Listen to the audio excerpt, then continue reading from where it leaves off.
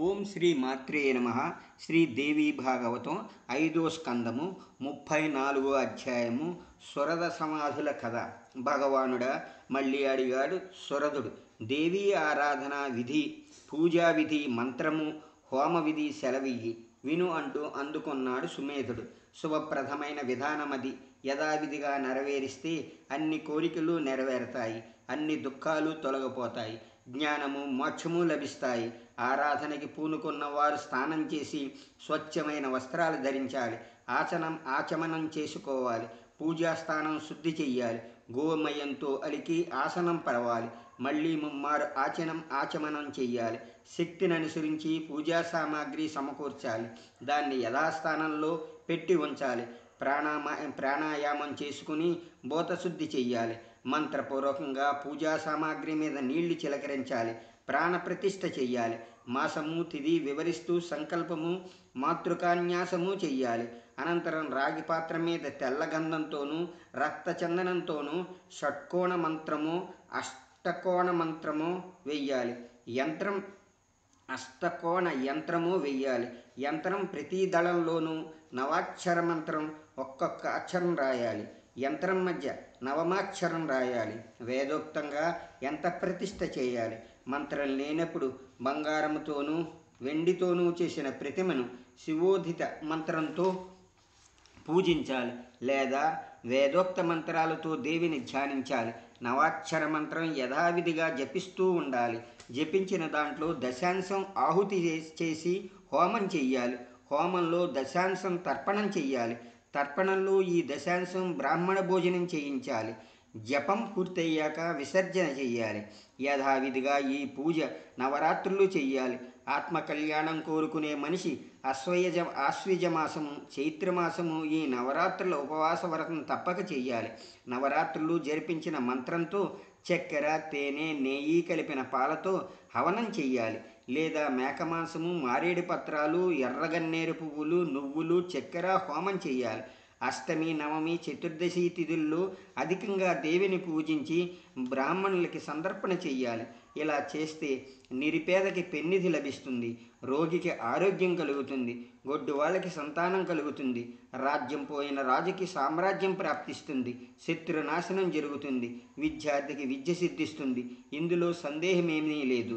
బ్రాహ్మణులు, క్షత్రియులు, వైశ్యులు, శూద్రులు ఎవరైనా దేవిని పూజించవచ్చు, ఫలం పొందవచ్చు. స్త్రీలు, పురుషులు కూడా పూజించి సిద్ధి పొందవచ్చు. శ్రద్ధగా జగద్రాత్రిని పూజిస్తే సర్వసుఖాలు లభిస్తాయి. ఆశ్వీజమాసం శుక్లపక్షం నవరాత్రి వ్రతానికి శుభం. నవరాత్రి వ్రతం విధి ఏమిటంటే, పూజాస్థానంలో ముందు యథావిధిగా మండపం తయారు చేయాలి. మండపం మీద వేదమంత్రాలతో కలశం స్థాపించాలి. వెనుక వివరించిన ప్రకారం విధిగా యంత్ర నిర్మాణం చేసి కలశం పక్క స్థాపించాలి. కలశం 4 వైపులా యువులు రావాలి. పై కండువా కట్టాలి. నలువైపులా పూలమాలలు వేలాడ తీయాలి. అలా మండపం తయారు చేయాలి. ధూపాలు వెయ్యాలి, దీపాలు పెట్టాలి. శక్తి వంచన లేకుండా ఉదయము, మధ్యాహ్నము, సాయంకాలము పూజ జరిగించాలి. ఈ పూజలో పిసినారితనం కూడదు. ధూప దీప నైవేద్యాలు యథావిధిగా సాగించాలి. రకరకాల పళ్ళు, పువ్వులు వినియోగించాలి. గీతా వాయిద్యాలు, స్తోత్రపాఠాలు, వేదపఠనము, బాజాభజంత్రీలు అన్నిటితోనూ ఉత్సవం చెయ్యాలి. విధిపూర్వకంగా కన్యాపూజ కూడా చెయ్యాలి. కన్యలకు చందనము, నగలు, వస్త్రాలు, భోజన సామాగ్రి, వాసన, నూనెలు, పూలదండలు అవి ఇచ్చి పూజించాలి. అష్టమి నాడు లేదా నవమి నాడు మంత్రపూర్వకంగా హోమం చెయ్యాలి. అనంతరం బ్రాహ్మణ సంతర్పణ చెయ్యాలి. దశమి నాడు పారణం చెయ్యాలి. యథాశక్తి బ్రాహ్మణులకి దక్షిణలు ఇవ్వాలి, దానాలు ఇవ్వాలి. పురుషులు, స్త్రీలలో పతివ్రతలు, వితంతువులు అందరూ ఈ నవరాత్రి వ్రతం చేయవచ్చు. భక్తితో ఈ వ్రతం చేసే వాళ్ళకి ఈ లోకంలో కోరిన సుఖాలన్నీ లభిస్తాయి. పరలోకంలో దేవీలోకం ప్రాప్తిస్తుంది. మరు జన్మలో దేవి మీద భక్తి ఏర్పడుతుంది. ఉత్తమ కులంలో పుట్టుక లభిస్తుంది. అన్ని వ్రతాల కంటే ఉత్తమ వ్రతం నవరాత్రి వ్రతం. ఇంతెందుకు, భగవతిని ఆరాధిస్తే అన్ని కోరికలు సిద్ధిస్తాయి. అంచేత రాజా, నేను వివరించిన విధం ప్రకారము ఆ చండికాదేవిని ఆరాధించు. నీ శత్రువుల్ని జయిస్తావు. నీ రాజ్యం నీకు వస్తుంది. ఆలుబిడ్డలతోనూ ఆత్మబంధువులతోనూ పరమ సుఖము అనుభవిస్తావు. అలాగే సమాధి, నువ్వు కూడా ఆ దేవిని ఆరాధించు. కామదాంబ ఆమె విశ్వేశ్వరి, మహామాయ, సృష్టి సంహారకారిణి. ఆమెను ఆరాధిస్తే నీ ఆలుబిడ్డలతో ఎప్పటిలాగే సుఖపడతావు. చివర దేవీలోకంలో నివసిస్తావు. సందేహం లేదు. భగవతిని ఆరాధించని వాళ్ళు మరణించాక నరకంలో పడతారు. ఈ లోకంలో కూడా వాళ్ళకి సుఖం లేదు. రకరకాల వ్యాధులతో దుఃఖపడతారు. అడుగడుగునా పగవాళ్ళు వాళ్ళని పడగొడతారు. భార్యాబిడ్డలు లేకుండా కూడా బాధ పెడతారు. తృష్ట వదలదు. బుద్ధి మందగిస్తుంది. బెల్వపత్రాలు, గన్నేరు పువ్వులు, పద్మాలు, సంపంగి పువ్వులు అర్పించి జగజ్జనని దేవిని పూజిస్తే భోగభాగ్యాలు లభిస్తాయి. శక్తి భక్తి పరాయణులకి సిద్ధించని సంపదలంటూ లేవు. నిగమ మంత్రాలతో ఆ తల్లిని పూజిస్తే సకల సంపదలు సమకూరడమే కాదు, సత్వగుణం గల పండితుడవుతాడు మనిషి. లోకం అతన్ని గౌరవిస్తుంది. అతడే రాజు అయితే రాజులందరిలోనూ ఉత్తముడనిపించుకుంటాడు. శ్రీ దేవీ భాగవతం 5వ స్కందంలో ఇది 34వ అధ్యాయము. 35వ అధ్యాయము సురద సధుల కథ. మేధుడు చెప్పిందంతా విన్నారు సురద సమాధులు. వారి హృదయాల్లో దేవీభక్తి రేకెత్తింది. వారి నేత్రాలు చెమ్మగిలిగాయి. ఇద్దరూ మునిపాదాల మీద సాగిలపడ్డారు. లేచి చేతులు జోడించి అన్నారు, మునీంద్ర, బండెడి దుఃఖంతో ఉన్నాం మేము. భగీరథుడు గంగా ప్రవాహంతో లోకం చల్లబరిచినట్లు నీ సూక్తి సరస్వతితో మా దుఃఖానికి చల్లబరిచావు. సాధపురుషులు పరోపకారం కోసమే అవతరిస్తారు. అకృత్రిమ గుణాభిరాములు వారు. సర్వప్రాణులకి సుఖం కలిగించడమే వారి సంకల్పం. మా పూర్వపుణ్యం వల్ల మీ ఆశ్రమం దొరికింది మాకు. ఈ లోకంలో స్వార్థపరులు ఎందరో ఉన్నారు. పరోపకారం చేసే నీ వంటి వాళ్ళు ఎందరో లేరు. నీ దర్శనంతోనే మా కష్టాలు తొలగిపోయాయి. నీ మాటలు విని మా మనోదుఖం కూడా మాయమైంది. అమృతం వంటి నీ మాటలతో ధన్యులమయ్యాము, పవిత్రులమయ్యాము. సంసార సముద్రంలోంచి మమ్మల్ని ఒడ్డి చేర్చావు. దయామూర్తివి నీవు. మునీంద్ర, మంత్రదానం కూడా చేసి మా ఇద్దరినీ ఉద్ధరించు. తపస్సు చేస్తాం. జగదంబని ఆరాధిస్తాం. ఆమె దర్శన భాగ్యంతో మా ఇళ్ళకి మళ్ళీపోతాం. నీ నోట దేవి నవాక్షర మంత్రం ఉపదేశం పొందుతాం. ఉపవాసము ఉండి నవరాత్రవ్రతం పాటించి మంత్రజపం చేస్తాం అంటూ ప్రార్థించారు. వారి ప్రార్థన మన్నించాడు సుమేధుడు. ధ్యాన బీజ పురస్పరంగా మంత్రం ఉపదేశించాడు. మంత్ర ఋషి బీజము, ఛందస్సు, శక్తి దేవతలు తెలుసుకున్నారు. సురధ సమాధులు. కృశోధరులు శాంతచిత్తులు అయి ఆశ్రమం పక్క ప్రవహిస్తున్న నది ఒడ్డుకు వెళ్ళారు. వారు నిర్జల ప్రదేశంలో ఆసనాలు వేసుకు కూర్చున్నారు. మంత్రం జపించి దేవి 3 చరిత్రలు పఠించడం మొదలుపెట్టారు. 1 నెల గడిచింది. వాళ్ళ బుద్ధి స్థిరపడింది. దేవి పాదాల పద్మాల మీద భక్తి కుదిరింది. ప్రతిదినము వాళ్ళిద్దరూ వెళ్ళి సుమేధుడికి పాదావందనం చేసి వచ్చేవారు. నడివొడ్డుకు వచ్చి కుశాసనాల మీద కూర్చునేవారు. దినమంతా మంత్రజపంతో దేవిని ధ్యానించేవారు. పళ్ళు, దుంప, దుట్రా మాత్రం తినేవారు. 1 ఏడాది గడిచింది. పళ్ళు అవి మానేసి ఆకులు మాత్రం ఆహారం చేస్తూ ఉండేవారు.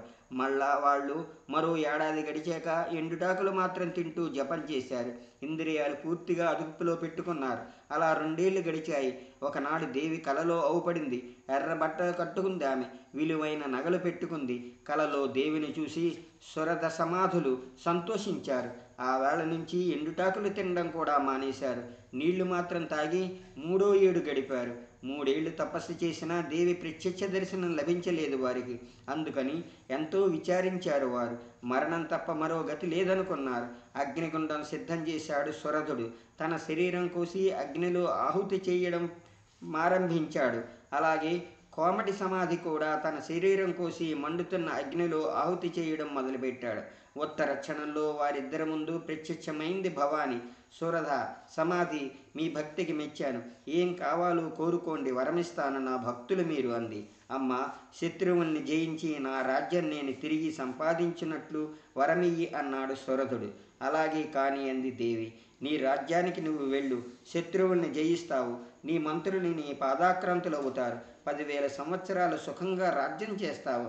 అనంతరం సూర్యుడి కుమారుడివై మనువుగా జన్మిస్తావు. అమ్మ, చేతులు జోడించి అన్నాడు సమాధి. ఇల్లు, వాకిలి, ఆలు బిడ్డలు ఎవరూ అక్కర్లేదు నాకు. ఈ బంధాలేవీ వద్దు. సంసార స్వప్నం వంటిది, సముద్రం వంటిది కూడాను. ఈ సముద్రంలో అజ్ఞాని మునిగిపోతాడు, జ్ఞాని మాత్రం ఒడ్డు చేరుకుంటాడు. తెలిసినవాడు మళ్ళీ జన్మ ఎత్తాలని కోరడు. అంచేత ఈ భవబంధాల నుంచి ముక్తి పొందే జ్ఞానం నాకు అనుగ్రహించు. అలాగే కానీ అంది దేవి. ఇద్దరికీ వరాలిచ్చి ఉన్న పలాన మాయమైపోయిందామె. వరాలు పొంది సురధుడు సమాధి సుమేధముని దగ్గరికి వచ్చారు. ముని దగ్గర సెలవు తీసుకున్నాడు సురధుడు. అతడికి ప్రణామం చేసి గుర్రమెక్కాడు. ఎంతలో అతడి ప్రజలు మంత్రులు ఎదురు వచ్చారు. తలలు వంచి నమస్కరించారు. మహారాజా, వినయంగా అన్నారు మంత్రులు, శత్రువులను ప్రజల్ని పీడించారు, సహించలేకపోయాం. యుద్ధం చేసి వాళ్ళందరినీ చంపేశాము. నువ్వు దయచేసి రాజ్యం పరిపాలించు.